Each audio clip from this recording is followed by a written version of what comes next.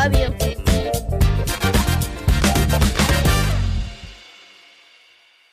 So here we are once again. I'm Brad Listi here with my friend and co-host Mira Gonzalez for another episode of Brad and Mira for the Culture. Hi, Mira.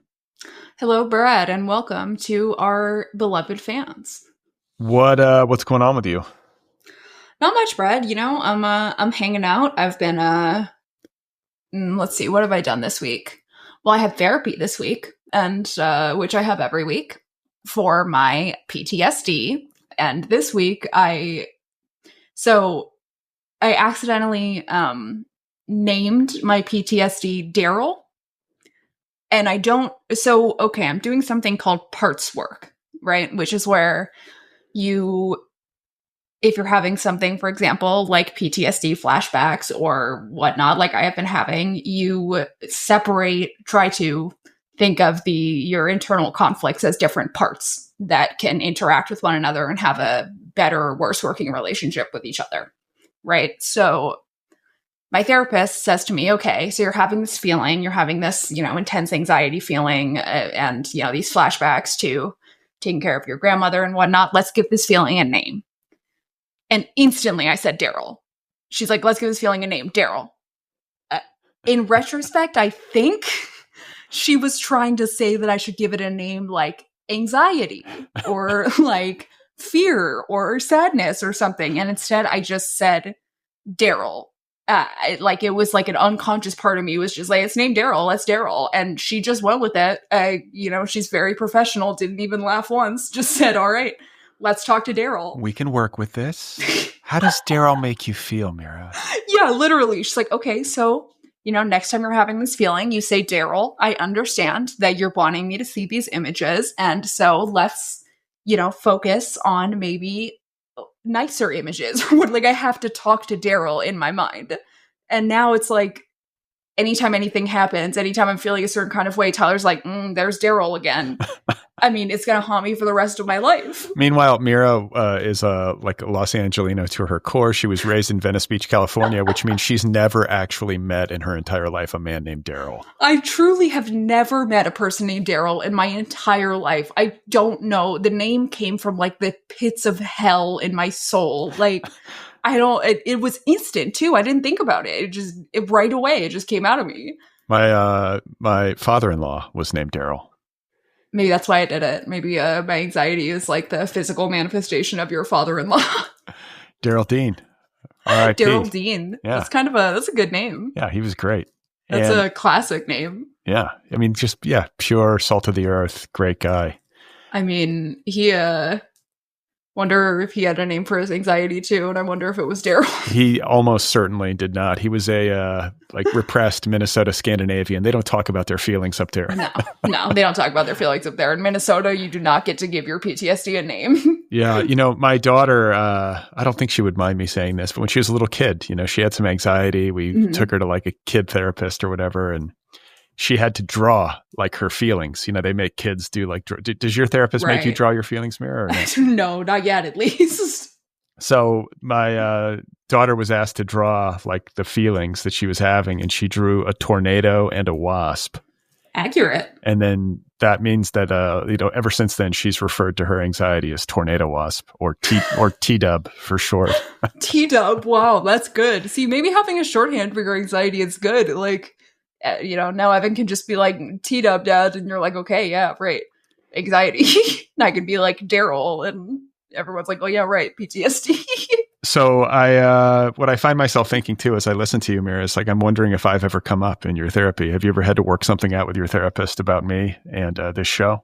I talk about you in the show every single week. I dedicate the first half of therapy to discussing how Brad cannot format notes, and it is giving me PTSD flashbacks of having to format our notes every week so they don't look all crazy. It's a large part of the reason why I got therapy is because of having to deal with Brad every week. So, it's not an easy job, people. What Mira is failing to mention, because she has a hard time expressing affection and gratitude, is that the 6 weeks we spent breaking down the Baldwin's reality show was deeply healing for her.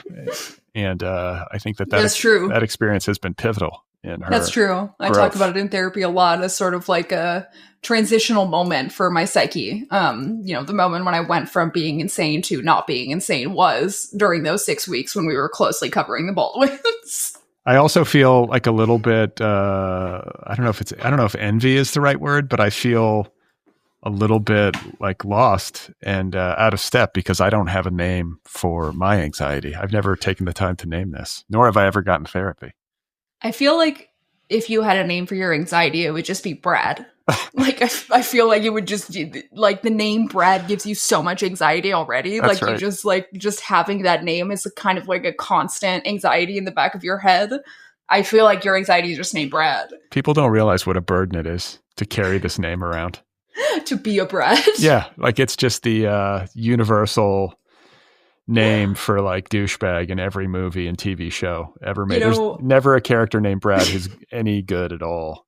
I only know 2 Brads, you and then my friend, if you're listening, shout out Brad Kaiserman, who I saw this weekend actually at a party at my friend Natasha's mom's house for her. This is so weird. She has an agave plant, maybe I've mentioned before, that is dying. And when the agave plants die, they sprout a like 30-foot tall asparagus penis looking thing out of them. And for some reason, my friend's mom had a celebration of life party about her agave plant, which is to say that the other Brad that I know was at this party, and some other friends who know him. And one of my friends said to me, like, I saw that you were doing a podcast and I saw the name Brad. And I thought to myself, oh my God, no, it's Mira and Brad Kaiserman, nightmare blunt rotation. By the way, Mira going to a party for a celebration of life for an agave plant is the most Venice Beach shit I've ever heard in my life. It is truly, like, when I say it to people, I have to be like, look, I don't know. I was born in a house in Venice Beach, and, like, I don't know how else to explain this to you. It's just, look, we're going to a celebration of life for an agave plant party, and it's just, there's nothing else to be done about it. Well, I congratulate, what's Natasha's mom? Is that who it was? Yeah, Karen Post. Congrats on, I guess, nurturing your agave plant to maturity. And then caregiving. She's going to have PTSD after caregiving for this. That's right. Agave plant. I wonder what she's going to name her PTSD. She's going to have flashbacks to caring for this agave plant in its final days. She's going to have to name her PTSD something very strange. I mean, it's going to just come up from the depths of her soul. It's going to be like, I can't even think of it. It's going to be like, for some reason, the name I'm thinking of is Eliza. See, it just comes up from the depths of you, this anxiety naming. It's like, it's a very natural process. The name, yeah, then you don't choose the name. The name chooses you. That's right. Darrell chose me. I did not choose Darrell. By the way, if you're out there listening and your name is Darrell and you live in Venice Beach, please let us know. I'd be curious if there is a Darrell in Venice Beach. Likewise, if there's anybody named Brad on the west side of Los Angeles, I would be curious. Well, I mean, Brad Kaiserman. He was the one at that time. He's the only one, right? Maybe I just know the only 2 Brads on the west side of Los Angeles who exist at all. I wouldn't be that surprised. So I think we heard from Angry Adam again. We did. My favorite recurring character, Angry Adam. Last week he was, Anguish Adam, I believe? And autoerotic asphyxiation Adam. Yes. And this week, I've not listened yet to his voice memo, so we'll see what kind of Adam he is. But I think he's angry this week. All right, here we go. Hey guys, Angry Adam checking in.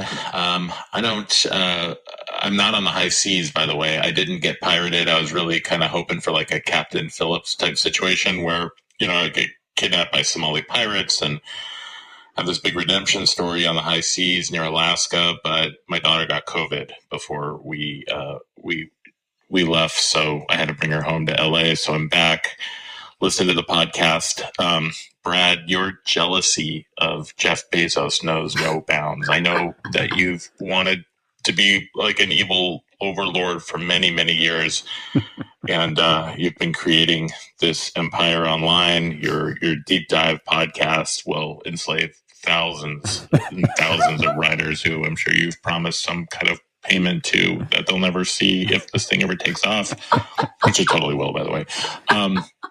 But Brad, you would podcast in North Korea at Kim Jong-il's fucking golf tournament if he had $10 for you. But look, guys, I was in Venice recently. The whole place is just like kind of a tourist shit show, so it's fine. The island's sinking. The best thing about it is there's no sewage system, and so all the shit just kind of goes into the canals, and then the tide washes it out 2 times a day. So just imagine they're just all kind of like simmering in shit. So I hope that raises your spirits a little bit. Okay, that's it for now. I'll talk to you soon. Love you. Love you too, Angry Adam. Wow. So he really led us into what is going to be the main topic of the day, which is the Bezos wedding. That was an extraordinary handoff, and it was completely serendipitous because I had not, like, Mira and I try not to listen to Angry Adam prior to recording. We like to go in completely. Yeah, we like to give you the real response in real time, and he really did just do an incredible handoff there. I also agree with him. If Kim Jong-un had $10, he would be recording in North Korea. And you know what? I would too. Let's fucking go to North Korea. Kim Jong-un, you're listening? Give us some money. We'll do some North Korean propaganda for you. No problem. Let me know. We want that cash. Brad and Mira live from Pyongyang. It's like what? Like Brad and Mira for the dictator, Brad and Mira for the leadership. Brad and Mira for the success of North Korean nuclear proliferation. North Korea is probably the most fascinating place on the planet for me. Like I'll watch any documentary about North Korea. Like when they, I mean, same. Honestly, it is truly fascinating. Oh, it's such it's a miserable place in many respects, and it's like obviously this like totalitarian hell. But when they do like those like dancing where they're like a pattern from the top, it's like, oh my god, it's beautiful. Yeah, the kids are like perfectly choreographed and incredible. And I mean, it's like, a dictatorship, but like, damn, those kids are well behaved. They really, it's fantastic performance by all of them. But it's one more place that our listeners could send us to if they it's so true. Somebody needs to start a GoFundMe, get us over there. Yeah, or just like, just dish out the dough from your own savings account. We'll take either one. We'll go to the DMZ. We'll go to South Korea. I don't think we could go into North Korea. We'd have to go to South Korea and go to the border and like get over there on like a boat or something like that. Like get someone to like smuggle us into North Korea. We'll go overland. Yeah, I mean, it's heavily fortified. We could be shot, but that's the kind of risk I think that we're willing to take for our audience.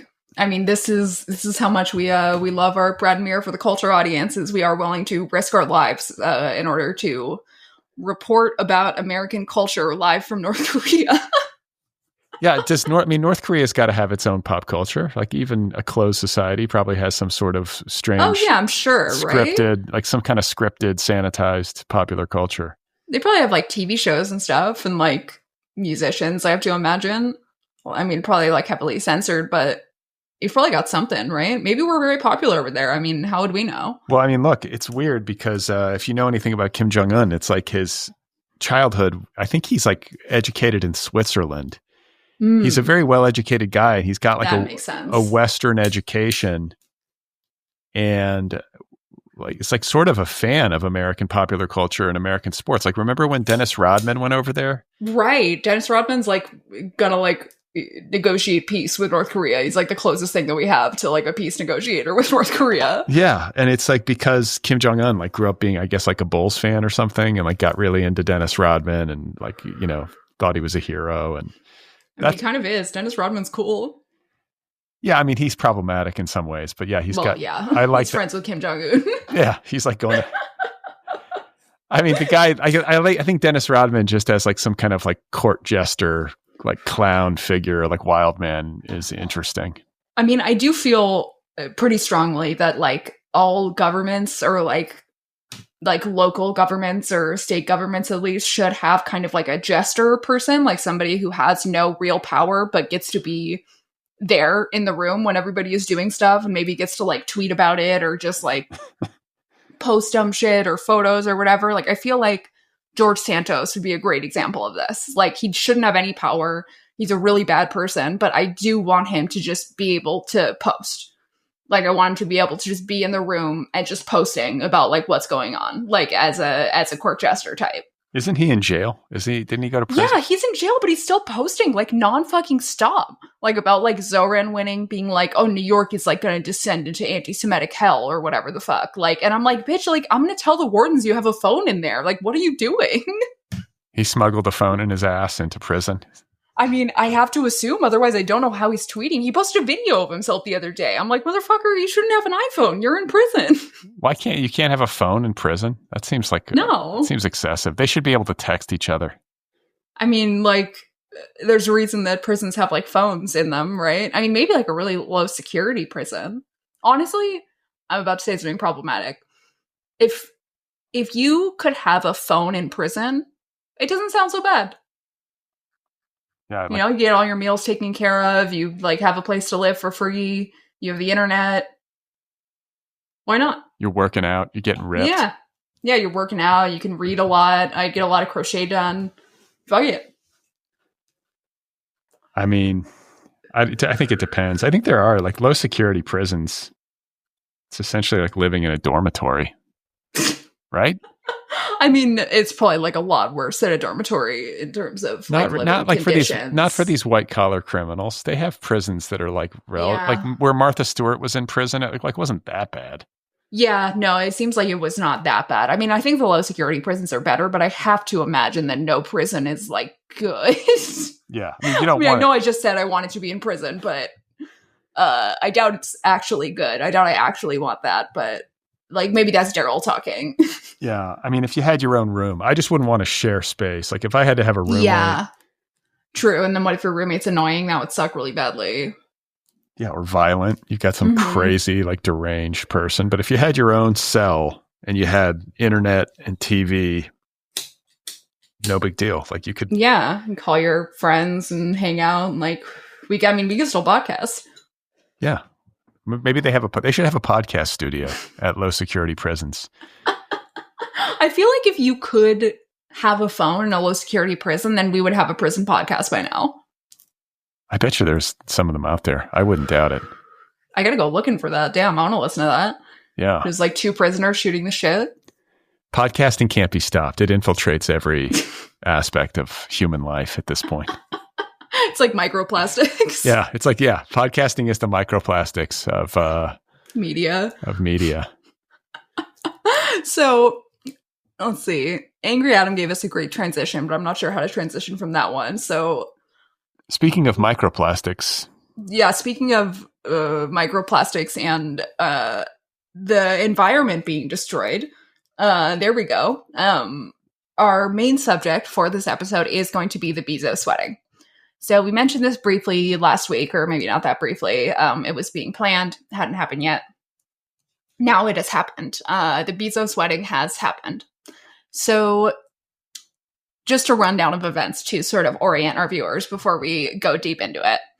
Basically, the parties, there were several of them. They went from Thursday to Saturday. They happened in Venice, Italy, where they rented out a shitload of different venues, basically, I guess, to confuse protesters who were threatening to do things like put inflatable alligators into the canal so that none of the guests could get there and stuff.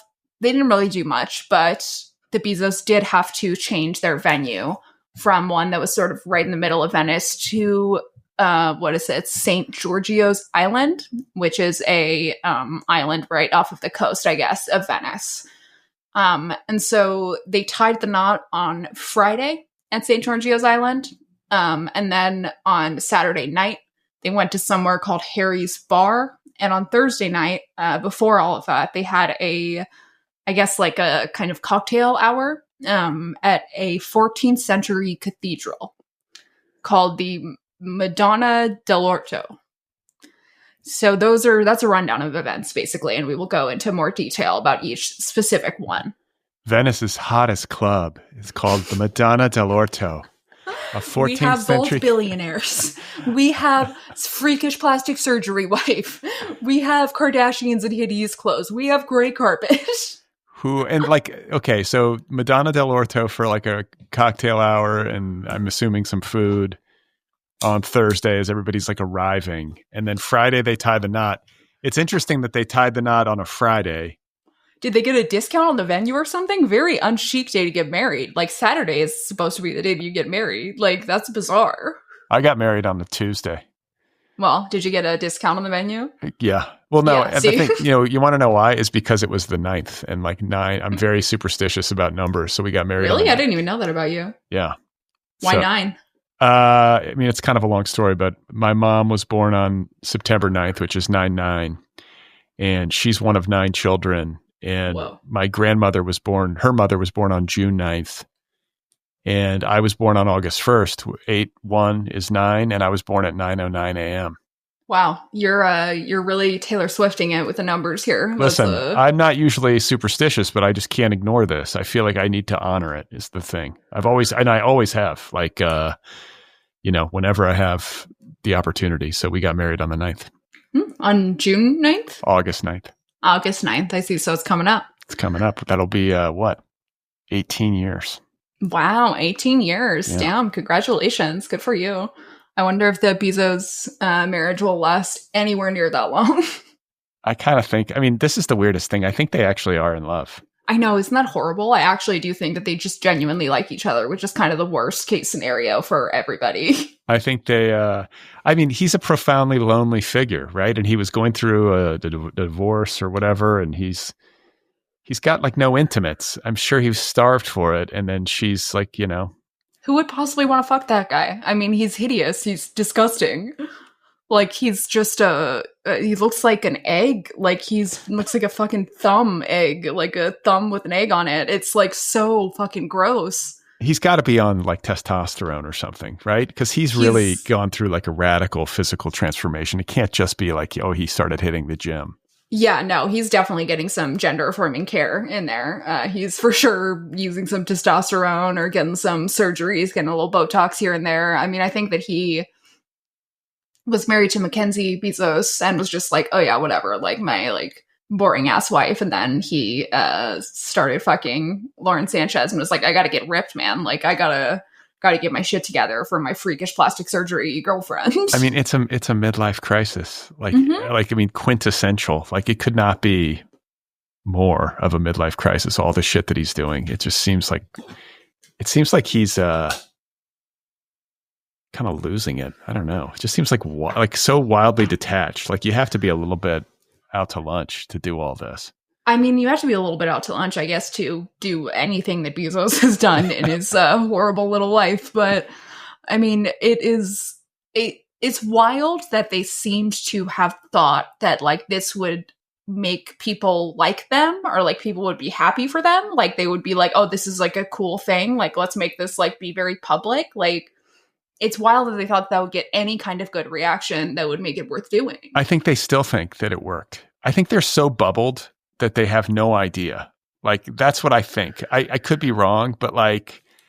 It kind of is what it seems like. I mean, they're like out here, they don't seem ashamed even a little bit. She's on the cover of Vogue with her fucking ugly dress. Like, I mean, they don't seem ashamed and they really should be. Like, they're deluded. They're like, yeah, this is great. People love us. I'm on the cover of Vogue. Like, aren't we fabulous? Everyone wants to be us or whatever. I mean, I feel like they didn't even know anybody who went to the fucking party. Like, I feel like they were just celebrities who they wanted to. I mean, I read a blind item that I think on Dumois or something that was just saying that like they didn't know anybody at their wedding and Lauren Sanchez just invited celebrities that she wants to meet. I mean, yeah, right. Like, so who are some of the, like, let's go through a list of who was actually in attendance. So, okay. So there was like, I think it was like a wedding of like 200, which is pretty small, I guess, all things considered, because, they don't have friends. But so the guest list included Kylie and Kendall Jenner, Kim Kardashian, Oprah Winfrey, Tom Brady, Gayle King, Orlando Bloom, Leonardo DiCaprio, Usher, Sydney Sweeney, investor Michael Kives, and founder and billionaire of Dolce & Gabbana, Domenico Dolce, and also Queen Rania of Jordan. Rania? I think so. Queen Rania of Jordan, the wife of the country's king, Abdullah II. He also invited Trump to the wedding, apparently, but Trump could not make it due to quote-unquote scheduling conflicts. Yeah. Ivanka and Jared were in attendance, though. Even Donald Trump's like, I'm not going anywhere near this shit show. He's like, I'm not touching that with a 10-foot fucking pole, man. That shit's weird. Yeah, he's morally offended by the whole thing. So tacky. It's like You can imagine his voice, so tacky.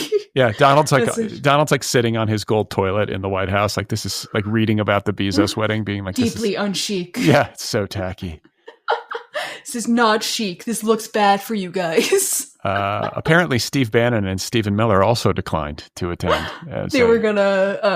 Steve Bannon was Stephen Miller's +1. Actually, they were gonna go together as the Steves. Yeah, before they had a conversation and decided it would be morally wrong to attend such a gross display of wealth in such a difficult time. I mean, it truly, we said it last time. It is like they just thought to themselves, what are the things that we could do to get killed in the French Revolution? And let's do every single one of them. No problem. And it's also tacky. That's the thing, too. It's like it doesn't even look good. Well, look, they went to Harry's Bar on Saturday night, which what is that? Okay, so Harry's Bar is like the bar that Ernest Hemingway used to hang out at back in his days in Venice. Like I think it was across the river and into the trees or whatever it was. Wasn't even a high watermark in his career, but he had like an Italian era. Hemingway did. Right. And he fell in love, or he found a muse, if I'm remembering this right. There was like some young Italian girl who like hung around with him, and he ended up writing a whole novel. He was like in love with her, even though he was married. I mean, whatever. But Harry's Bar was like Hemingway's bar, because like every European capital that Hemingway went to, he like had a bar that he would go to. And imagine being that prolific of an alcoholic that like in every country, every state, you have a bar where they know you. Like you were just like such an alcoholic that the whole country, everyone who sells alcohol, it's like, oh yeah, that guy. I mean, and he was just like, his life and career unfolded at like peak patriarchy. I mean, it's just people called him Papa and shit. It's just like I can't even like wrap my head around it. It's so weird. It's so weird and like stupid. And I feel like to this day, there are young male alcoholics who are like, I'm not like an alcoholic. I'm like a Hemingway type. And it's like, no, you drink alcohol starting at noon every day. You had 10 bottles of wine this morning. Like it's, you might be a Hemingway type in that he was also alcoholic and insane. He drank a shitload. Mm-hmm. Like non-fucking stop.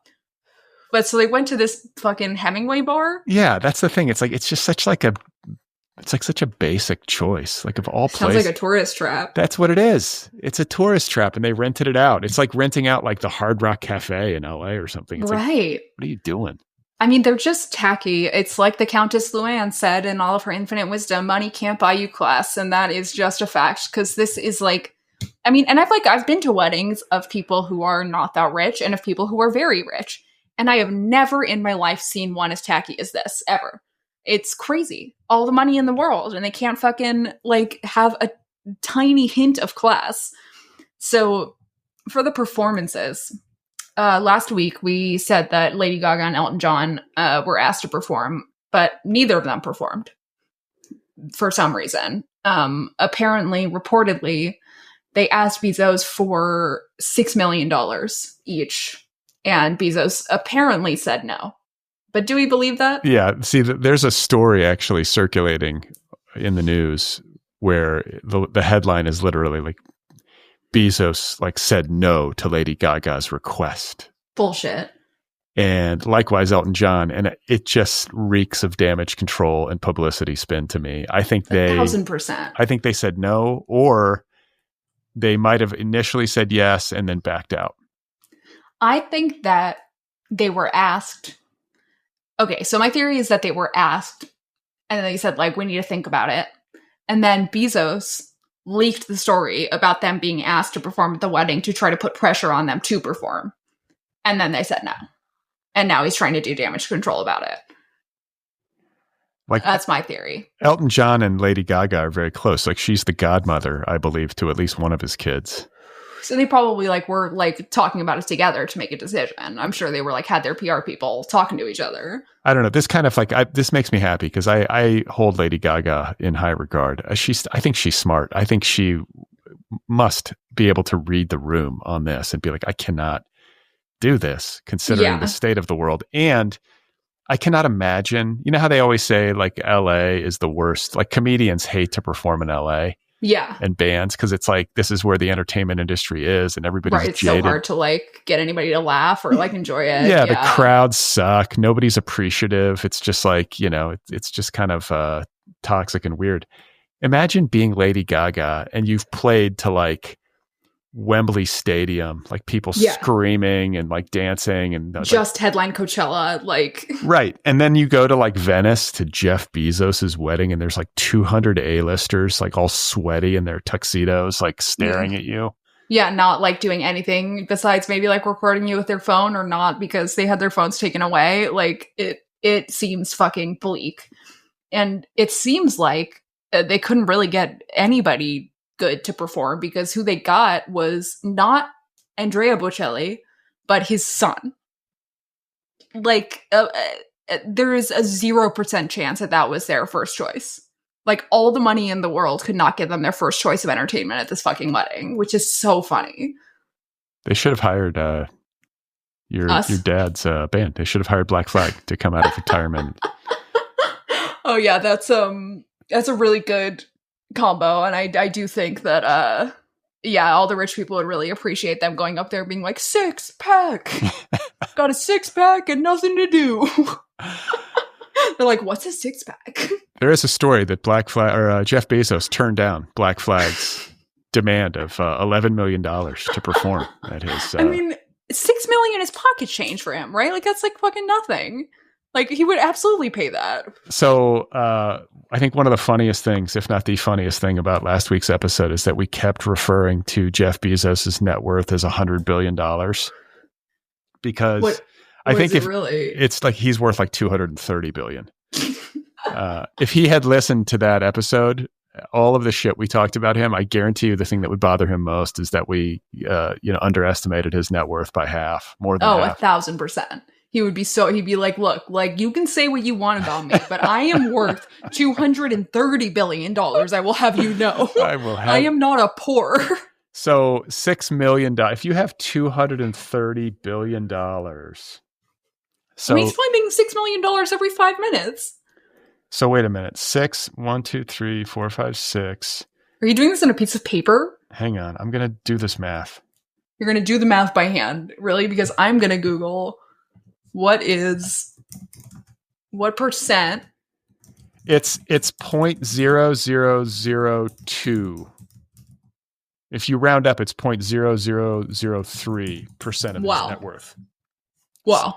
So that would be, it's like a fraction of a dollar. I don't even know how to do the math, but it's like nothing. It's nothing. It's a nickel. It's like us probably paying like under $100. It would be like me paying like $5 for a Lady Gaga performance. It's nothing. I mean, it's like if you were to add it up based on a normal person's net worth, people probably spend way more on like a wedding band. Yeah, they should ask for more. Yeah, I would have asked for more. If I were Lady Gaga, I'd be like, I want 11 million. Fuck you. No, more than that. You're worth, right? You're worth 200, like, just like, because like knowing that you wouldn't get it, you should be like, okay, you're worth $230 billion and you've built this empire on the backs of a bunch of like warehouse workers, give me $100 million. Yeah, I'll do it for $100 million. Yeah, you can afford it. Yeah, you can afford it and like not even miss it. Like not even give a fuck about it. And Jeff's like calling his wedding planner. He's like, okay, call Matteo Bocelli. Let's go for the discount Bocelli, if you could, please. And like, Andrea Bocelli has performed multiple times at parties thrown by Real Housewives that have like 20 attendees. It's not like he's hard to get. He performed at both Kardashian weddings. Yeah, but the Real Housewives, that's a good crowd, though. That's who you want to. I mean, they'd go crazy for Andrea Bocelli, right? That's true. And they did. They, like, were fucking all crying and, like, all over him and just, like, so fucking stoked that he was, like, there performing. It was, every single time they've been incredibly stoked. And there were not any Real Housewives in attendance at the Bezos wedding. Shocking. Which is kind of shocking, but also, like, I think any housewife would probably attend if they were invited, but probably Bezos thinks that he's like above it. Like he's like too classy for the housewives, like as if any housewife would ever have a wedding this ugly. Like it's sub housewives. That's how bad it is. Well, I mean, and this wedding, among other things, was definitely like a commercial for the fact that Jeff Bezos and Lauren Sanchez Bezos our A-listers. Like that was the whole point almost of this in terms of the guest list is like, we're going to get a bunch of A-listers to come to our wedding, and we're going to make it clear that we too are A-list people. Look at all of our celebrity friends. Like, aren't we celebrities too? Aren't we cool? And don't we have cool friends? I mean, tell me, Oprah Winfrey and Jeff Bezos are friends? Like No. Leonardo DiCaprio and Sydney Sweeney are buddies with Jeff Bezos and Lauren Sanchez? I don't buy it for a second. I don't think that they have friends. I think they have kids and that's it. Like, I don't think they have friends. I think that they just invited a bunch of random celebrities to make it look like they hung out with people in their, like, you know, the wealth class or whatever, even though, like, not. But it, like, is very clear to me that they don't have any friends or loved ones, which has to be a very depressing wedding. Yeah, were Jeff Bezos' kids there? Probably. I mean, if they weren't, that's wild. Like, if they weren't, that should be a story unto itself. Although his kids are like, I think like their identities aren't even public. That's Mackenzie. I mean, it's probably him too, but like, Mackenzie Bezos is like the, you know, in this whole dynamic, she's like the heroine, right? She's like the one actually giving away the money, and she's the one who like doesn't suck in this whole, is the only one who doesn't suck in this whole scenario. We do need to give her props because like, it's easy for us as like, you know, normie human beings out here on the periphery to sort of take shots at these people for being like megalomaniacal, greedy billionaire people. But in fairness, like if you look around at all the billionaires, I mean, I guess like Warren Buffett's given away a lot. Bill Gates has given away a lot. But Mackenzie Bezos is really giving away a lot in a way that is like better than what they're doing. She's emptying the vault. Like she said it. I think she even used that terminology. But the point I'm just trying to make is that almost none of them do. It's like the ring in Lord of the Rings. Like once you get that ring, it clearly exerts like a crazy power over you, and it turns most men's souls. And she's a good person. She's like, I'm not doing it. I'm getting rid of it. Right. Because she married somebody and then became a billionaire that way. It's not like she like, you know, made a company on the backs of slaves the way that Bezos did. Well, but she helped him build it. I mean, it's not like she was totally like completely uninvolved, but she's not innocent, but she's a novelist though. I think, isn't she? She's like a writer. Yeah, she's like got a job that's like not like harmful really, like except for like being married to Jeff Bezos. Like she hasn't really done anything harmful. And like I will say the way that she gives her money away is better than like Bill Gates and Warren Buffett, because she doesn't give it away to like her own foundation or anything like that. She just gives it to like charities with no strings attached. And that is like 1,000 times better for the world than anything Bill Gates and Warren Buffett are doing with their little nonprofits or whatever. Well, I mean, they distribute through those nonprofits, but I think like the key. They also get tax breaks and like all kinds of, I mean, Mackenzie Bezos does too, but it's like, you know, having your own foundation is kind of like a way to have that money at your disposal at any time also, you know? Well, I think Bill Gates just recently changed his mind and decided to empty the vault, and he wants to, like the Bill Gates Foundation is going to be zeroed by the time. Really? By 2050, I think is the timeline. He had originally planned for it to like live beyond his existence and to continue as like the family foundation, but he decided to just give it all away. I mean, that's better. You know, it's like what should be fucking done. I mean, Jesus fucking Christ, like the least that you could do if you've got $1 billion. I mean, I feel like people really don't understand how much money $1 billion is. And that like fundamental misunderstanding is kind of fucking everything up. Like much less $100 billion like Jeff Bezos has. Yeah, only 100 billion, not 230 billion. No, he's got like 50 billion, I think. He's like maybe like 10 billion, you know, it's like she's not that rich. So for this event, obviously, I insist that we do a Brad's Fashion Corner. So it's going to be a Brad's Fashion Corner, but we're going to be looking at some other aspects of the wedding as well, in addition to just the fashion aspects. So for Brad's Fashion Corner this week, we are going to start with some guest outfits. So first here we have Oprah and Gail behind her. So Oprah here is wearing it's like pink, but it's like a cool pink, kind of like mauve almost. Mauve? Is that? I don't know. I feel like I've only read that word. It almost looks lavender to me. Yeah, a little purpley almost. And it's got like this kind of like, I don't know why everybody is wearing this bodice with these like this fucking silhouette that I hate, but it's kind of a mermaid silhouette, I guess. So it's like got like a tie in the front, but below her natural waist.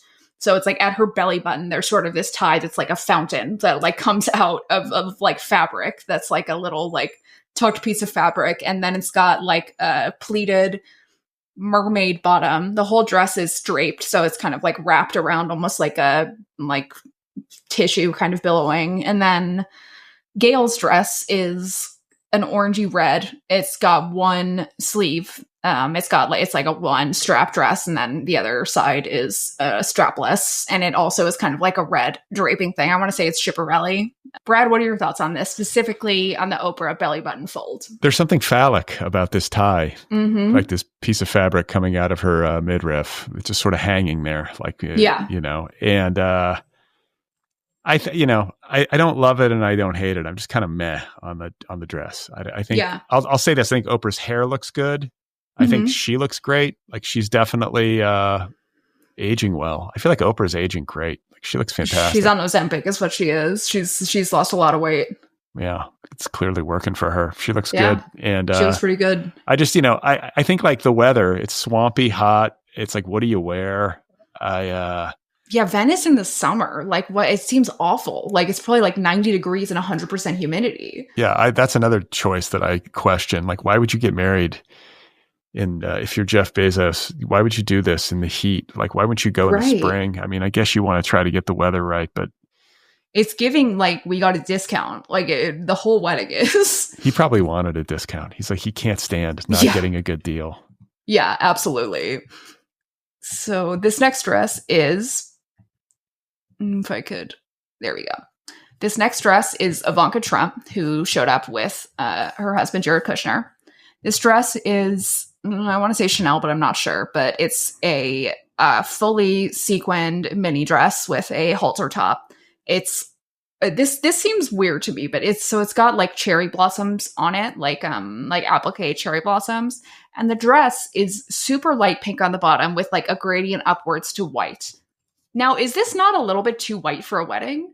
Yeah, I want to say one of the Kardashian girls wore white too, and it was like, there was a stir online about this, but it was kind of silverish. We'll get to that outfit too, but this one I feel like didn't cause a stir, but it is like white floral. Like that's a lot. I'll say this, like I like the dress. I think the cut of the dress looks really flattering on Ivanka. Like she looks it's a cute dress, unfortunately. Yeah, she looks beautiful in this dress. And like I think that it's also I also have to give her props for like reading the weather and just be like, I'm gonna be comfortable. I'm not gonna wear like Oprah's wearing like a long sleeve dress in this heat. It's gotta be a nightmare. And like Ivanka's like, fuck it, I'm gonna just wear something that's like weather appropriate. The only thing is that I don't think the cherry blossoms are working. I think if she just went even plainer, like take the cherry blossoms off the dress, it would be a better look. It feels like she is too plain for the cherry blossoms. Like I feel like if you had a less plain girl and less plain accessories, the cherry blossoms could work. But for her, she's like a very plain looking, very plain vibes kind of girl. She like cannot carry off the cherry blossoms. It really just makes the dress look even more bridal than it already is. Like, and it's already pretty bridal. Like if this dress was long, it would be a wedding dress. It's like if Ivanka is like talking to her stylist and she's like, I kind of want to be Bjork. And her stylist's like, all right, this is like really as intense as you can get, Ivanka. Like you cannot pull off anything besides these fucking cherry blossoms. Yeah, what would Ivanka wear if she went full Bjork instead of like the goose, like the famous goose dress? Like she would have like it would be like a real goose. Yeah. It'd be like a goose that like a just killed goose, like bloody goose. Like, so, I don't want to get too dark here, but I feel like there's lots of ways that it could get very dark. What kind of defenseless creature would Ivanka wear draped around her neck to a wedding? A couple puppies, maybe. You know, it'd be like 101 Dalmatians, like, making a dress out of dog fur. So our next outfit is the outfit that everybody was really questioning, which is Kylie Jenner. She is wearing an outfit. I do not know the designer offhand, but it is a full length, like floor length corseted dress. It has a bra top to it. It's kind of like a balconette bra with like, it's all silver. It's like light silver though, almost like a gray, and sort of in photos it really can look white. So it's very cinched. The whole thing, it's like corset into the waist and then all the way down. It's like you can tell she's having trouble walking because it's like corseted all the way down to her feet, crazy style.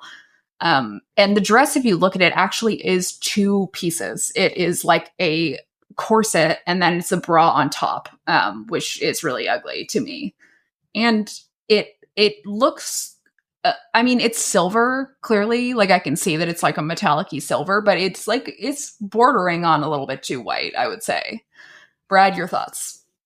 Yeah, it looks kind of futuristic. It's like a robot dress almost. Little Barbarella. Yeah, it's a little Barbarella. And the thing I don't like this stitching down the middle of the dress. So that's like the corseted part that I'm talking about. So basically, like all the way down the middle of a dress, it's got lacing like you would have on the back of a corset.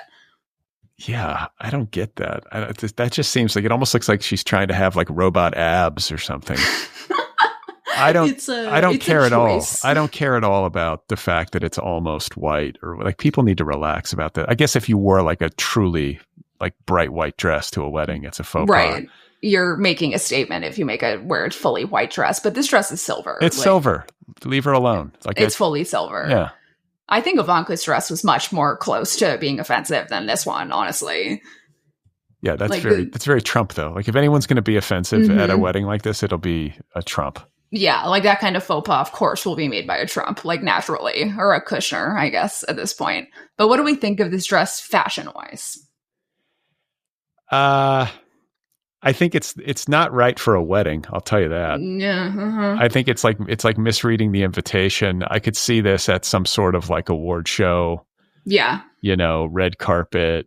But I also think it's not weather appropriate. It looks like the fabric. The fabric, I don't know what it is. Is it silk?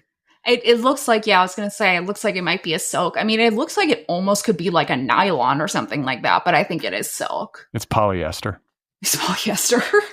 She's just sweating, just slicked with sweat underneath it. I'm jealous of her skin. Her skin is fabulous. She does have fabulous skin. I mean, she's got access to the best doctors in the world, as shown by her crazy shape of her body. I mean, that is wild. Like, how does she have like such a small waist and such big hips? Like, what the fuck? I feel like all these Kardashian girls have this. Like, they're all every one of them besides Kendall, just because she's a model and like can't have insanely gigantic ass like that. But I don't get it. I don't get it at all. Is it a surgery? Is it just how they are? But our next one is another Kardashian. This outfit pisses me off, I swear to fucking God. So this is Kim Kardashian. She is wearing a full Balenciaga outfit. She's wearing, it's all like cotton jersey material, like just a regular fucking shirt. It's got like, she's wearing a long floor length skirt that has a waistband that's like the waistband to Calvin Klein underwear or something, but it's Balenciaga. It's got like the Balenciaga fucking name and logo on it. She's got like these sort of matrix wraparound sunglasses. And then she's wearing like a hoodie kind of just like off her shoulders and what appears to be just like a strip of fabric tied around her tits. Like it kind of looks like an eye mask, but tied around her boobs. Like, I don't know what the fuck. Brad, what do you think of this? I like it. And like it? Here's why. Interesting. Okay. I think that this is an Italian wedding. It's tacky. It's over the top. It's obnoxious. And Kim's outfit speaks to all of those themes. That's a great point. This feels to me like she thought to herself, like, what would Donatella Versace wear? Like someone like that, you know, to an Italian wedding for an A-lister. And it's she's trying to have fun with it a little bit. It's an obnoxious outfit, but obnoxious for sure. But I do see what you mean in that, like, the wedding itself is kind of this vibe. It's tacky like this, where it's like they're trying to do something here. It's on theme. It is on theme. Like, for what a fucking tacky wedding it is, that she's wearing like a strip of like jersey fabric over her tits. Like, that's about right. I also like that it's weather appropriate. All I can think about is how muggy and hot these, you know, to be dressed in like a wool suit, like, forget it. And so, oh my God, it must be insane. Yeah. I mean, and they like had an outdoor ceremony. Did they air condition the outdoors? Like, how did they even handle that? Yeah. Who knows? I'm sure he flew in some, you know. Ice cubes. Fucking he flew in ice cubes, exactly. He carved off a piece of an iceberg, the remaining ice shelf. Yeah, there's no ice shelf left in Antarctica because he had to use it to cool his Venice wedding. That's right. So our next photo, I know it's normally Brad's fashion corner, but we're going to talk about Lauren Sanchez's rings. And yes, rings, plural. So when Bezos proposed to her, he gave her a pink diamond, which is like very fucking classic blood diamond shit for rich people. They love pink diamonds. So it's a cushion cut pink diamond. And it's also got diamonds all the way around the band. I think it's 30 carats. And then if that wasn't enough, Bezos has now given her another wedding ring that is, it's fucking gigantic. It looks like a cocktail ring. I don't know how she can even have it on her hand without it hurting her finger. So it is a oval cut diamond. It is 45 carats and it is flawless. So it is a D color diamond, which is the highest grade possible for any diamond. It's completely flawless. It's fucking 45 carats, and both rings were designed by Lorraine Schwartz, and they're both set in platinum. They're saying that each one is worth a minimum of like $5 million, and she's got one on each hand. Now, Brad, just in terms of like tackiness to not tackiness, if you were an extremely rich person and you wanted to have a wedding ring, like, what do you think of this? I'm not a fan at all of the gigantic wedding ring and the whole wedding ring thing with the diamonds. I'm not a fan of it at all. It's ugly. I mean, it's ugly. And like the pink cushion cut ring is already too big. It's already way too big. It's like, if you're going to have a diamond ring, fine, whatever. But like, don't make it a cocktail ring. Like, this ring is like, it's too gigantic for your like wedding ring finger. It doesn't make sense. It's just tacky. It's tacky. It's so tacky. It's like you could get a perfectly lovely wedding ring with a diamond. Like, I get it. Like, it's just the tradition. But this looks obnoxious on her finger. It looks fake. Yeah. And it's just like, it's also just in poor taste. It's like, don't do that. Just be a little bit low key about it. Have some humility and some class. Right. Have some class. Like, it is just the most classless, fucking ugly ass ring I've ever seen in my life. Even just ignoring how disgusting it all is, like, just everything, like, it's an ugly ring. It's too gigantic. It looks fake. It looks shitty. They're both ugly rings. Even if I had all the money in the world, I would not wear these rings. By the way, Angelina Jolie has adopted the children who extracted those rings from a diamond mine. Oh my God, that's it.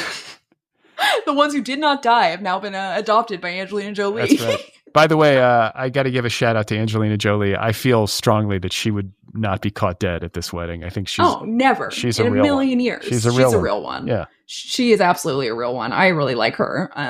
And she was not there, thank God. And I guess neither was Brad Pitt. So fuck him. But so then we're just going to cover one of the many horrific outfits she wore. But this is a Schiaparelli gown. It's sleeveless. It has kind of like a shelf at the top at her tits. It's like got like a fold over embroidered crazy thing. And then kind of like a gold silver corset that again just like cinches her waist to the point where like her body is a freakish shape, much like Kylie Jenner.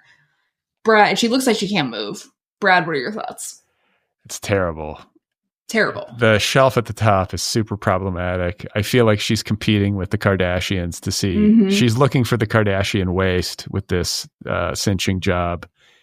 And I don't understand. I'm sure there's some story to the fabric. Like, there seems to be some kind of floral pattern or design. Yeah, it's embroidered in some specific way. Yeah, it's probably like made of like the curtains of like the Vatican or something. Like, who knows? Right, it's probably some like historical artifact that's now been fucking destroyed by Schiaparelli for this horrible, horrible gown. God. I mean, it's unflattering to her arms. Yeah, it's unflattering to her. Like, it doesn't even look like, and the way that she looks in this photo, she looks like off kilter. It looks like she's like not even wearing it. It looks like she's hiding behind it. Right. It looks like it's wearing her. Like, it looks like she's like, it looks like a piece of cardboard in front of her. Like, the dress itself can't move at all. It's like, this is the perfect example of a dress that somebody wears when they have no like taste, and also when they just overthink it. Yes, like, absolutely. She's like, all eyes are going to be on me.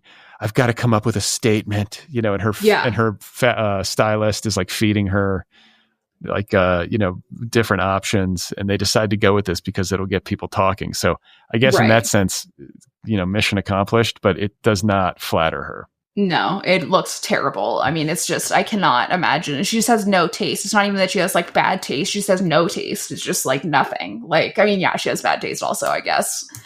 Speaking of which, now here we are. This is the main thing that we need to talk about. This is a photo of their ceremony.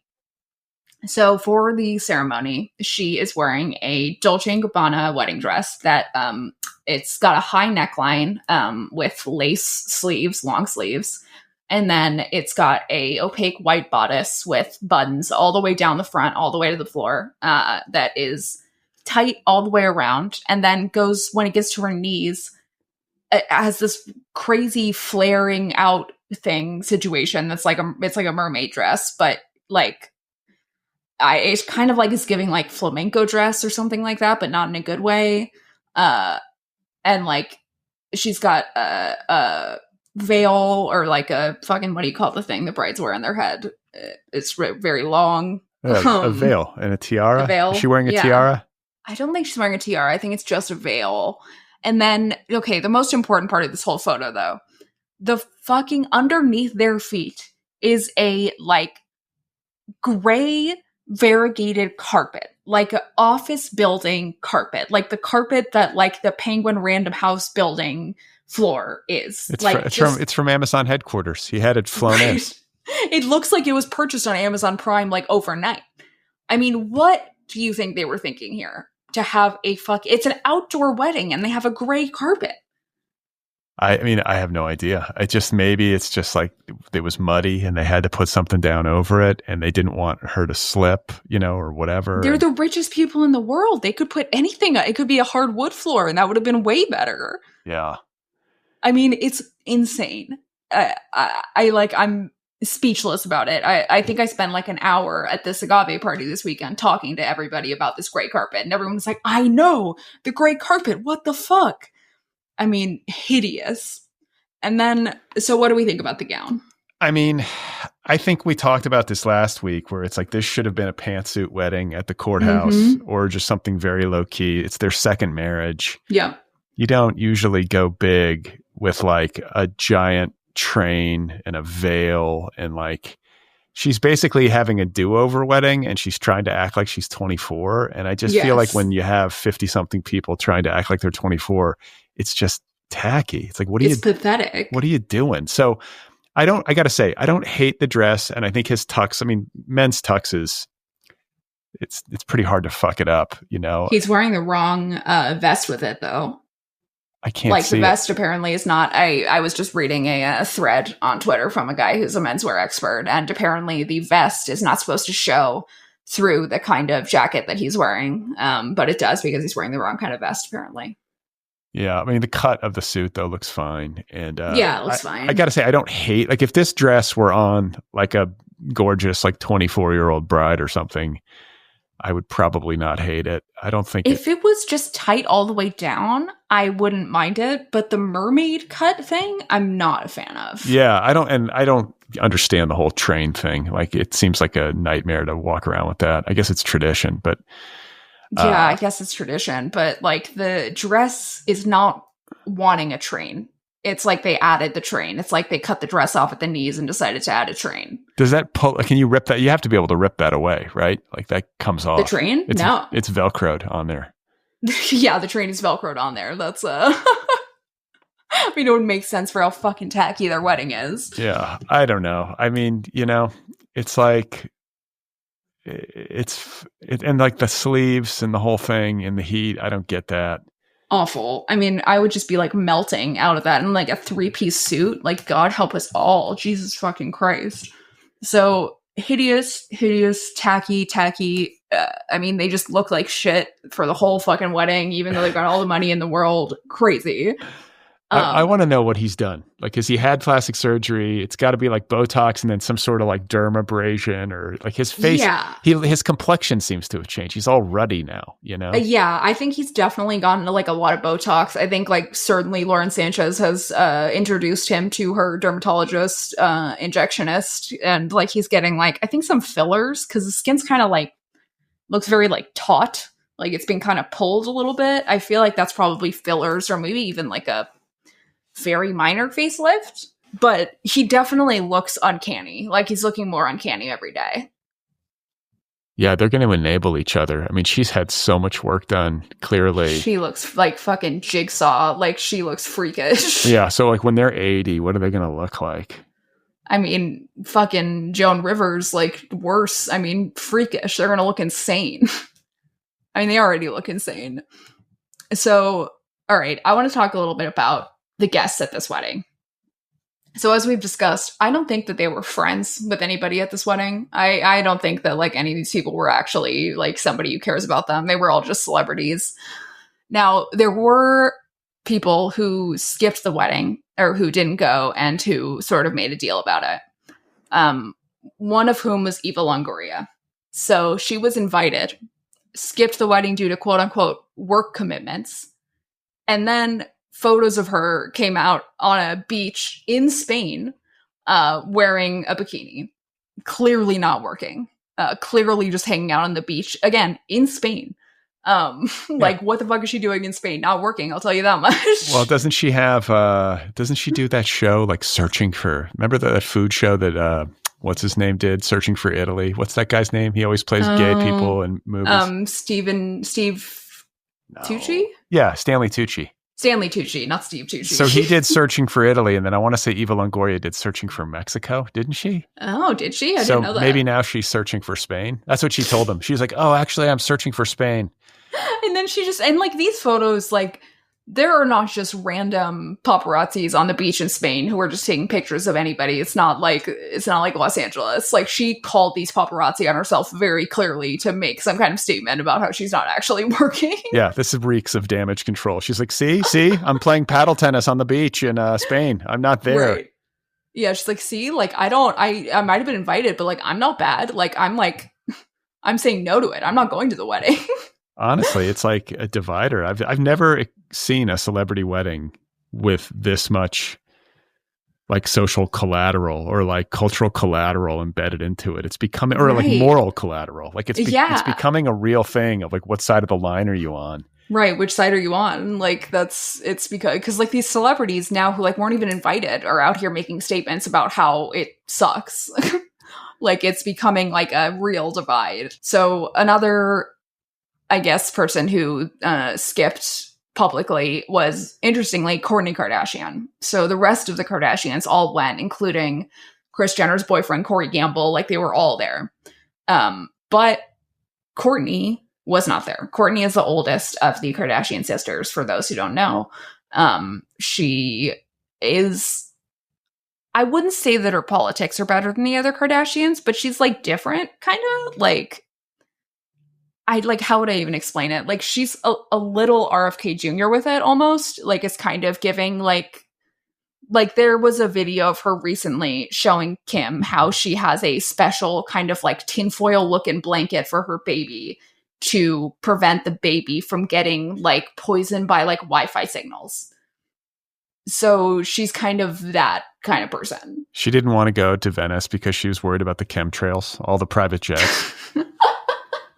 Honestly, yeah. Like, that's probably, like, she was probably like, yeah, like, there's gonna be, like, too much, like, electricity there. Like, I can't go. Like, it's gonna be, like, things are not all gonna be made of wood. Well, like, she literally would not get anything that had paint on it for her nursery. It's, like, all wooden or black and white. Well, her conspiracy-minded paranoia has served her well in this case. It served her in this case. I mean, I wonder what like, why did she skip it? Like, why did she even say that she skipped it? Like, we haven't had any comment from her or anything yet. We just know that she skipped it. But I wonder what she told her family. Like, I wonder what her reasoning actually was, because I feel like she wouldn't not go for moral reasons. She doesn't seem that good. You know what? She probably had stuff going on. And she was probably like, I don't even know these fucking people. I don't want to fly to Venice and stand there and pretend like I'm friends with them. That's probably what it was. She's like, fuck it. I'm not going. Honestly, the thing about Kourtney that kind of like differentiates her from the rest of the Kardashians is that she doesn't seem to want to work. She's just like, okay, well, like I've got a bunch of money. I'm a Kardashian here. I don't really need to do anything for the rest of my life. I can kind of just chill with my kids and my family and do nothing. And that's what I want to do. Yeah. She's like the introverted Kardashian. That's probably what it is. Yeah. I mean, honestly, like on the show, it's like a problem constantly where they're wanting to do a reality show all the time. And she's like, I just don't care. Like, I don't care. And she literally will just say that. She's like, I just don't care about doing this. It doesn't matter to me. Like and like, I guess like a little spoiled, but it's also like, if I was that rich, I wouldn't want to do dumb shit either. Yeah. Like that's the whole point of being rich is you don't have to do dumb shit anymore. Exactly. You can just fucking chill and like not have to like go to weddings of whoever the fuck and like deal with all this bullshit. Like, why is it so, like, this is so crazy to me. Like, this is what I'm mystified by because I've never been like wealthy and I look around at all these wealthy people. Like you just travel the world and have a good time and you give your money away and you help people. It's easy to not be hated as a wealthy person. It's literally easy. You just have fun and give your money away. Yeah. It's easy. And they don't do it. They don't do it. You know what they do? You know what they do? Most of them? They try to get more money. Yes. It's constantly great. It's like you're done. You have $250 million. You don't ever have to work another day in your life. Your family is secure for like multiple generations. You can give away a shitload of it to a bunch of other people to help them. I mean, it's like they're addicted to just gathering more money. And then they say to themselves, well, now I want to be cool and have friends. But you can't have both. Phase 3, be cool and have friends. Yes, like a whole presentation, like a fucking Google Slides presentation. All right, phase 3. Yeah. Give me friends. PowerPoint. So other people who did not attend the wedding included Olivia Munn, who recently was shit-talking about that Blue Origin space flight that Lauren Sanchez and Katy Perry and Gayle King all went on. Wait, but Olivia Munn wasn't invited. No, she just was saying that it sucked that the wedding was happening at all, which is like really funny to me that she like wasn't even invited and she's just like, fuck these people, like fuck everyone going to this wedding. Though like Jeff Bezos and Lauren Sanchez seem like so starved for like celebrity attention and like some kind of cool factor that like they seem debased enough that they would like invite Olivia Munn and John Mulaney, even though Olivia Munn like shat all over them for the Blue Origin thing. Oh yeah, they absolutely would. I mean, or they like invite her and then like rescind her invitation when she like said something mean about their Blue Origin space flight. So another person who did not attend was Rosie O'Donnell, who, in true Rosie O'Donnell fashion, went onto her Substack and wrote an insanely long poem about this wedding and how terrible it is. Rosie's a good poet. I mean, I mean, do you want to, or should I read maybe just the first 3 stanzas of this poem? Yeah, I think you should do it in like a Rosie O'Donnell Long Island patois. How does Rosie O'Donnell sound? All right. So the poem is called Jeff's Wedding. God help us. It turned my stomach seeing all these billionaires in their gross excess of it all. The show of it. Is Oprah friends with Jeff Bezos? Really? How is that possible? He treats his employees with disdain. Do you like my accent? Yeah, it's by any metric, he is not a nice man. And his fake fembot wife, who looks like that, why would you choose her after the salt of the earth Mackenzie? Soul is soul, is what it looks like from here. The devil is smiling at all his consequences. Whoa. By the way, Rosie O'Donnell moved to Ireland after Trump got elected again. She took off. She said, up the IRA, I'm out. Yeah, I'm done. She's working with an underground faction of the IRA to liberate Southern Ireland. I don't blame her though. She's like, she's like one of his biggest antagonists in the celebrity world. She's probably afraid he's going to come after her. I mean, all the lesbians are fleeing the country. We got Ellen, we got Rosie. The only difference is that Ellen DeGeneres like actively looks like she's running from something, versus Rosie O'Donnell seems like she's kind of just chilling in Ireland. Yeah, I think the whole Ellen, what was it called? Helen, her whole like ruse, like the whole thing about her being like a nice person who likes to happy dance was like totally upended. Yeah, I mean, she's a psychopath, which like, of course she is. You can kind of tell just from looking at her. Yeah, I don't know anything. I mean, I don't know what it was like on the ground. I will say though, that like, she's kind of a trailblazer. I have some respect for Ellen for coming out on TV when nobody did that. Like, she deserves some props for that. She sort of opened the gates a little bit, and then she's hosting this show and she's doing well. And I don't know, like some people, like the pressure of it, they turn into like, I mean, she treated her employees like insanely, like to the point where they like had PTSD that they probably named Darrell, and it was like a whole situation. It's how men have been treating their employees for millennia. I mean, like girl bosses do it, right? If men have been mistreating their employees. I mean, where is the girl Jeff Bezos? Jeff Bezos learned how to mistreat his employees from Ellen. She taught him. She mentored him on how to torture the Amazon warehouse staff. So another person who attended the event, and this was so fucking stupid, was Leonardo DiCaprio. Attended the event, but every single photo of him included him covering his face with this ugly baseball cap that was like this like black LA Dodgers baseball cap, as if he could like pretend that he didn't go to the wedding just by covering his face with a baseball cap. I could not get enough of the Leo trying to hide photos of this whole thing. And I want to say I read somewhere that there were like more than 30 private jets that flew into Venice for this wedding. And collectively they emitted like as much carbon into the atmosphere as like 30,000 vehicles would. Jesus fucking Christ. So, I mean, this is the thing. Like, I don't want to be too judgmental because I think to be Leonardo DiCaprio, that's what Mira's here for. But like, I'm trying to see his humanity. Like, like to be him and to have his public profile and to try to go out in public has got to be a nightmare. I mean, look, as the housewives would say, you're going to this wedding, own it. Just own it. Well, there's that, but also like you're Mr. like I want to save the environment. Right. And you're going to this shit? Well, you're going to this shit and you're traveling the world in a private jet. Like at some point these celebrities who claim to care about the environment and about humanity have got to start flying commercial with the rest of us.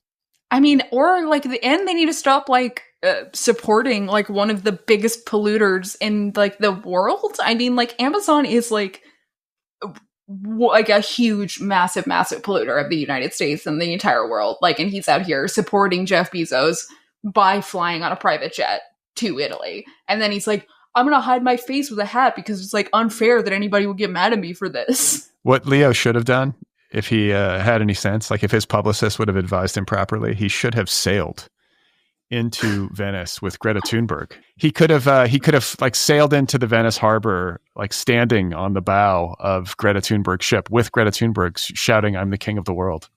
Yeah, that's what you got to do. And she could be like holding him up against the bow of the ship, like Titanic style, and his arms are out like that. Jeff Bezos and Lauren Sanchez step out onto their balcony to see this giant ship like docking in the harbor. So apparently, Leonardo DiCaprio brought his child bride, Victoria Soretti, who, and I literally can't believe this is true. So she suffered a wardrobe malfunction in which her dress tore, presumably because Leo needed a piece of fabric to cover his face with.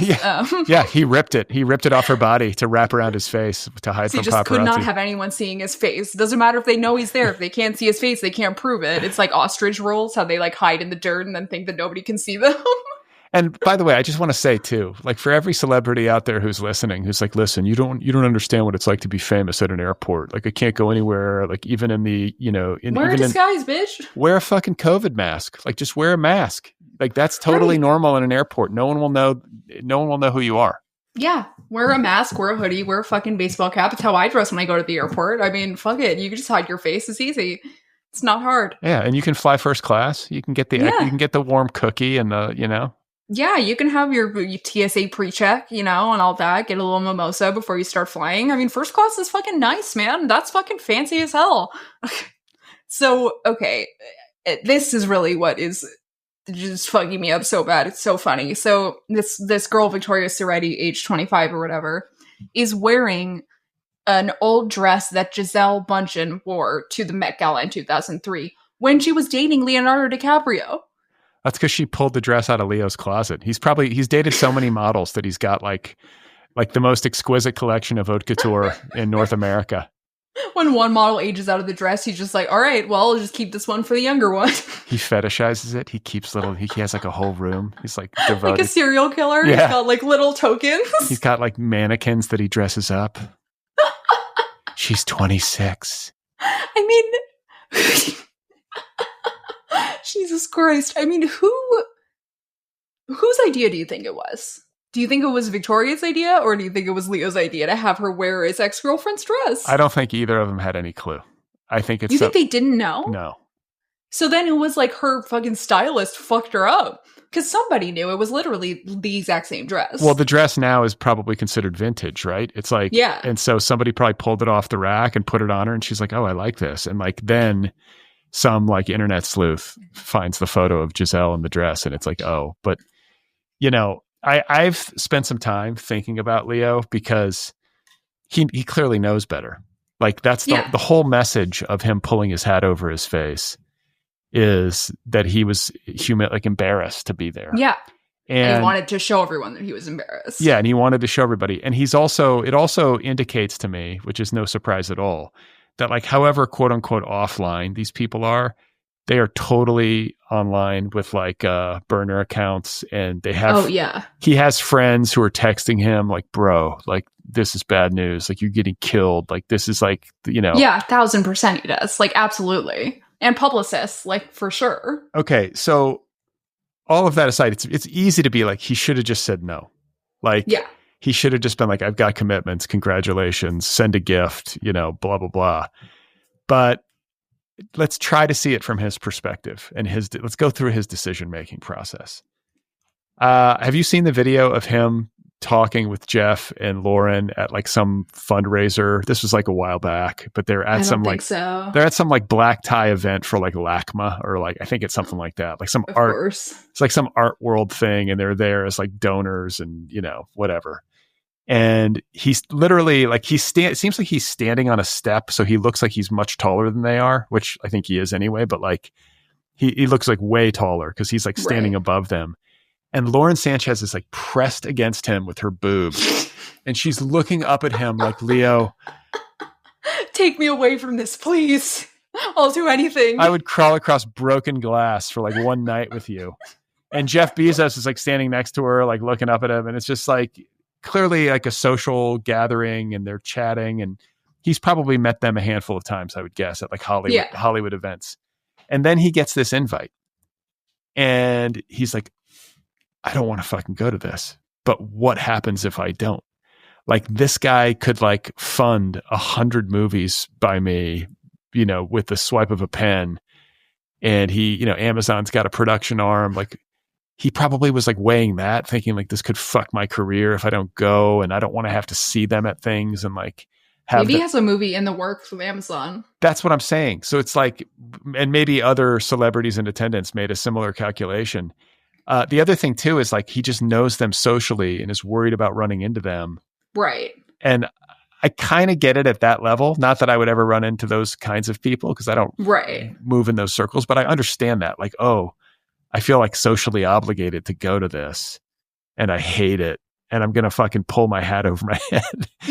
But I feel like that's a mistake. I feel like if you're going to go... Isn't that just going to upset Bezos? Like, isn't he just going to hate, like, oh, wow, so you're embarrassed to go to my wedding now? Like, I mean, I think he would just be like, look, dude, the press is going to kill me, whatever. But like, I think if you're going to go, you just got to go. And I think you've got to own it. That's what Gail and Oprah did. Apparently they were just dancing, and they're just like, fuck it. Like, we're rich. We're here. They were just tearing it up on the dance floor, like whatever, apparently alongside Kris Jenner and her boyfriend. Were they grinding? Gail and Oprah? Just Stedman was locked in the bathroom the whole time, couldn't get out. Yeah, Stedman didn't even leave the hotel. He's back at the hotel. No. Stedman didn't leave the house. Yeah, he's just steaming Oprah's dresses, folding them, hanging them in the closet. And having a great time doing it, just singing a little tune to himself, you know, watching some TV, steaming the little dresses, happy he's not having to go to this wedding. Earth, Wind, and Fire's playing on the Bose speaker in his suite. He's just dancing around in a little apron is what I'm imagining. So apparently, speaking of Kris Jenner and Corey Gamble, who were apparently cutting it up on the dance floor, they had a tense exchange when they were getting into the water taxi. So for those who do not know, Kris Jenner is not married to Corey Gamble, but they've been dating for like a decade, more than a decade.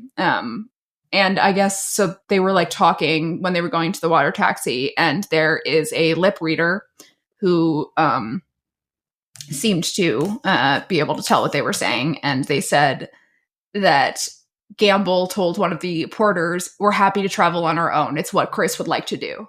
And then Kris jumped in and said, "What are you doing? Do you need to talk? I told you, for God's sake, I'd like to travel alone." And then at that point, he stepped out of the taxi to speak with another man to confirm that their porter would not be in the water taxi with them. So Kris Jenner basically was throwing a tantrum about how she did not want to have their handler in the water taxi alongside them for some reason. I mean, that's fair. I don't understand, but you got to get into the water taxi. There's going to be a driver. It's not like you're going to drive the boat yourself. But it's like these people need like handlers to like get them out of the boat and then get them into the wedding, get them into the right seat or whatever the fuck. I'm sure there's like a guy at every point who's just like paid to do that. It's probably some annoying guy just like yammering at her. She's like, "Leave me alone." I kind of I mean, I kind of get it. Yeah, I don't want that guy in my boat. I'll tell you that. But I guess somebody leaked a story that said the wedding reception included dancing and drinking, but no hookups.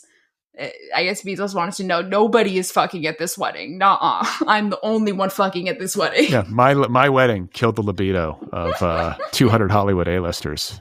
I mean, and you know what? I don't blame them. I probably would not want to have sex after seeing that either. Like Sydney Sweeney will never be able to get pregnant after attending this wedding. Everyone who attended this wedding has become infertile. Yeah, she's just done. She's going to be celibate for the rest of her life after watching them. Nope, that's it. Yeah. I mean, yeah, it's like there is going to be like a suicide epidemic among all the people who attended Bezos' wedding. They're like, no, this is the goal of America. Like, I gotta go. This is bleak. This is not good. I mean, there was a time in American empire, like in the history of America, when like a wedding or a party like this would have been like, remember the black and white ball, like Truman Capote's party? And it was very exclusive and A-list and much cooler than this, frankly. I mean, yeah, because there was like actual artists involved. Like Truman Capote was cool. Yeah, everybody was in masks. That was kind of cool. Yeah. Now Leo is trying to reinvent the black and white ball. He was the only one. He's like, he was the only one. I'm the man in the iron mask. But I don't know. I just feel like this wedding is trying to be that in a time when it's like like complete. It's that era is totally over, and to try to recreate that in this time is the most inappropriate shit ever. I mean, talk about like not reading the fucking room. Like, holy fucking shit, dude. It's like it could not be a worse time to be doing that. Like, we're in World War III, my man. What are you doing? Yeah. So apparently the gift bags were, everybody was unimpressed, apparently. Apparently, there's all these stories that have come out about how everybody hated their gift bags. They said that they felt like merch from a corporate retreat, calling it a clearance bin moment. They said it felt like product placement, as if Lauren Sanchez will be launching Lauren by Amazon next week. Does she, like, was it like Lauren Sanchez branded shit that they got? I guess they just got a bunch of like not branded shit, which is like kind of weird for a wedding like this. Like, you would expect it all to be luxury brands, but there was like some stuff in there that was just like unbranded, which is probably very tacky if you're literally Jeff Bezos. The bags included, I mean, what seems like the tackiest thing in the world to me, which is a cashmere Alice and Olivia sweater with the word legendary on it. Everybody got one of these. Now, these will never be worn. But they will be worth millions, the collector's item. But nobody will wear them. They might be worth millions, but they will never be worn on an actual body ever. By the way, several of these legendary sweaters were fished out of the Venice Canal this morning. They were just sopping wet with that shit water that Angry Adam was telling us about. Leo tossed his onto the tarmac as he boarded his jet to fly home after taking it off of his face. Yeah, right. It was just also Leo could cover his face. That's the only reason they gave him to people. He should have just tied that around his face. So apparently the sweaters had the word legendary on them because the singer-songwriter Jewel performed a song of that name written specifically for them during their 2023 engagement party. Well, I think that there's it's like a word that's like somehow it's got some kind of private importance to Jeff and Lauren. Like, okay, like I get it. Couples have words and have little turns of phrase and little like private dialects or whatever that they have. Like I have that with my wife. Not like in any kind of like crazy way, but you know what I'm saying? Like you're with somebody long enough, you have a shorthand. And that's not abnormal. But the fact that their word, I think, is legendary, God. Like, okay, it's just out of hand. And then enough. What the fuck is Jewel was like basically hired by them to write a song about them, about how legendary they are? Is that what this is? Yeah, I mean, the song was called Legendary, I guess, for their engagement party. She wrote it. And like, I mean, how pathetic to write a song about Jeff Bezos and Lauren Sanchez. Like it's pathetic to perform at the wedding, but to write a song about them is crazy. Rumor has it that Gwen Stefani was deeply angered by the fact that Jewel got that job and she didn't. She had actually already written a ska song for their wedding and had to trash it. Yeah, I feel like, I mean, there's no pop star who's like fallen farther in my mind than Gwen Stefani. I'm just like, I thought she was so cool like 25 years ago. And then what's happened? But what's up? I mean, Jewel has fallen pretty far in my estimation now too, I guess, although I didn't really have that high of an estimation of her to begin with, maybe. I don't get it. She seems like a little MAGA. They both seem MAGA to me, but it's like, what are the lyrics? That's what I want to know. Can we ever hear this song about Jeff and Lauren called Legendary? Like, please, somebody leak this so we can play it on the show.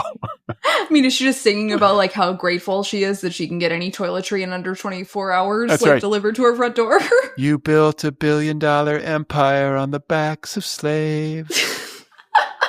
I can get lotion and shampoo delivered to my house in 24 hours. I mean, I would be like, even for millions of dollars, really hard pressed to come up with any single lyric about these people that's anything close to flattering. Yeah.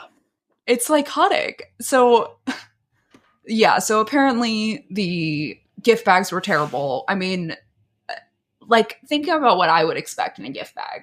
Yeah, you fly your ass all the way around the world to Venice in the sweltering heat. And the canals reek of human feces. And you're there to celebrate some people you barely know. Like you kind of like social friends casually. You're like, why the fuck did you even invite me? You're just like, the whole thing is annoying. You're jet lagged. You have a headache.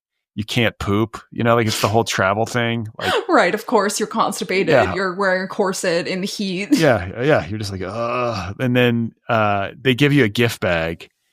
And you're like, this dude's like one of the top 10 richest men on the planet. And we have unbranded merch in here. And you get a bunch of like, Amazon shit in a bag, basically.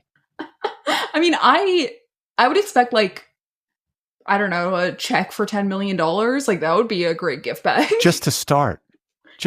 This guy's just as one of the things in the gift bag. Yeah, there's 200 people there. So it would be like what, $2 billion? That's nothing. He makes that in an afternoon. Easy. Nothing. So I mean, what? It's like, he's at 230 of those. Here's $10 million. Have fun. You know, go buy some stuff. Go throw it around. And free Amazon for life. Like there's like there's got to be like a platinum Amazon experience where you get like a certain special. Right. It's like Willy Wonka. You get the golden ticket. Right. They need the golden Amazon ticket and maybe like a handwritten apology from Jeff Bezos and Lauren Sanchez about the terrible PR that they're all going to get. Yeah. We're really sorry we invited you to this shit show, but thank you for being here. Love, Jeff and Lauren.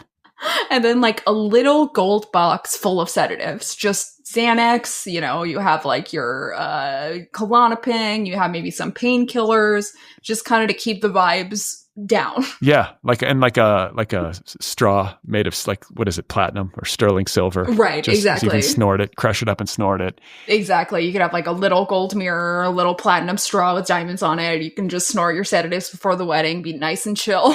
They should have included a mask, clearly. Leo is struggling to cover his face. They should have included a mask for all guests. Right, obviously. It should have maybe been like one of those like rubber Richard Nixon masks, you know, that you put over your head, those giant ones. And a 6-figure gift certificate to an elite damage control PR firm for each of them. Yeah, right, exactly. Like they all... A gift certificate to a crisis PR firm, like the concept of that is so funny. Like the idea of getting that for somebody that you could do that is hilarious. Like if I were a famous person, I'd be doing that all the time.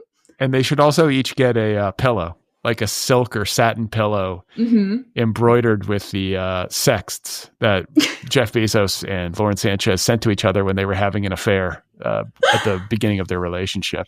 Needlepoint, like Bezos dick pic that's been like meticulously hand embroidered by like, I don't know, child slaves in Papua New Guinea or something like that.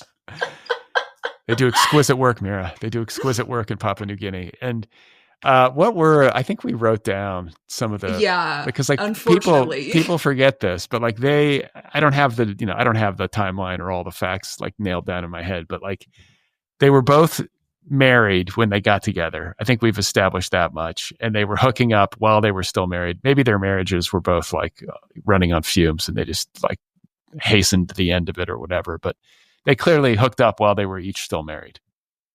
Yeah. And like they have these, we know this because there were text messages that were leaked by Lauren Sanchez's brother. A lot of questions about that. Why did he have these text messages being the main question? Because they were sects. And it was months before they supposedly started dating. But among the texts was a horrifying 5-word statement from Jeff Bezos, which read, "I love you alive, girl." That better be embroidered on a satin pillow in a gift bag. I mean, that's what should be on the sweaters. Like legendary? No, it should be "I love you alive, girl." He also reportedly said, oh, Jesus Christ. "I want to smell you. I want to breathe you in. I want to hold you tight. I want to kiss your lips. I love you. I am in love with you. I will show you my body and my lips and my eyes very soon." Is that a threat? It's a promise. Yeah. I'm terrified. I mean, that, like, Jeff Bezos saying, "I will show you my body," he should be prosecuted for that. He should be in prison for saying that. Blumhouse is releasing a horror movie called "I Will Show You My Body" next summer. It's Blumhouse. Blumhouse, yeah. Jeff Bezos showing you his body. It's the scariest horror movie you've ever seen. His horrible little body. I mean, Jesus fucking Christ. What a fucking, like, just a freak show. That's all you can really say. A freak show. Absolute freak show. And so just to put a cap on this story, Lauren Sanchez has now changed her Instagram name to Bezos. Lauren Sanchez Bezos?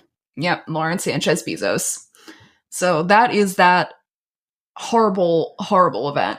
I'm sure next week we will be getting some information about whatever their honeymoon is. God help us all. Isn't their whole life a honeymoon? Their whole life is a honeymoon. They don't. Yeah. They like travel around on a yacht. Any of this shit. Like, Jesus Christ! Like, just have like a nice party alone yourselves that you don't invite anybody else to. Like, go travel the world on your yacht. Like, leave everyone alone. Yeah. Too much Bezos. We don't need that much Bezos in our feeds and our fucking computers and brains. Like, we just don't. It's always a delight, Mira, talking with you. Though I got to say, like, I'm very relieved. I don't think we're going to have to talk too much more about Jeff Bezos and Lauren Sanchez anytime soon. I hope not. Like, yeah, I feel like I need to take a chemical shower. Yeah, seriously. You know, put like bleach in my eyes and body. I just ordered some bleach from Amazon. It should be here in 2 hours. And we will talk to everybody next week. Bye-bye.